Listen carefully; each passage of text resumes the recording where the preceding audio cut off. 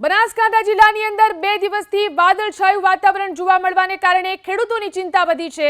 વાતાવરણમાં પલટો આવતા એરંડા, રાયડો, ઘઉં અને બટાકાના પાકમાં ચરબીનો રોગ આવવાની ભીતિ છે। સામાન્ય ઠંડી વચ્ચે વાદળછાયું વાતાવરણ જેના કારણે બટાકાના પાકમાં ચરબી નામનો રોગ આવવાની વધુ શક્યતા છે, જેના કારણે ખેડૂતોની મુશ્કેલી વધી છે। બનાસકાંઠામાં સતત 2 દિવસથી વાદળછાયું વાતાવરણ છે, જેને કારણે અનેક ખેતી પાકોને નુકસાન થવાની ભીતિ છે। તમને દ્રશ્યો બતાવવાની કોશિશ કરીશ।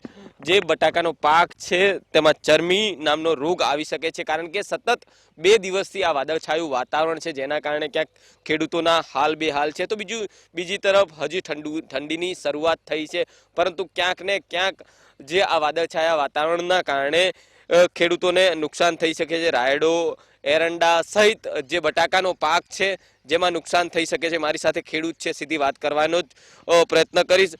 હાજી હવે કઈ રીતે નુકસાન થઈ શકે? વાદળછાયું વાતાવરણ છે, એનાથી ધુમ્મસ વધારે, ધુમ્મસથી બટાકોમાં ચરમી આવી શકે, પછી એરંડોમાં કે ખાખરી આવી શકે, રાયડામાં મેલો આવી શકે, અને હજી ઠંડી નોર્મલ પડે, ઠંડી હજી પડતી નથી, એટલે શિયાળુ પાકમાં તો ભારે નુકસાન કહેવાય। જો ઠંડીની શરૂઆત થાય તો શું થાય? ઠંડીની શરૂઆત જો ઠંડી જબરજસ્ત જો પડે કે તો એમાં બટાકાનો પાક સુધરી જાય, રાયડામાંથી મેલો આવતો એ ના આવે, અને એરંડોમાં પણ ખાખરી આવતી ના આવે। ને હમણાં વાદળછાયા વાતાવરણમાં બધા પાકોમાં નુકસાન છે। આ વખતે ઠંડી એકદમ હજી શરૂઆત થઈ નહીં, એના લીધે ઘઉં વિકાસ કરતા નથી। ઘઉંમાં એકદમ ભાડા તો જેના અરગ કરતા નહીં ઘઉં।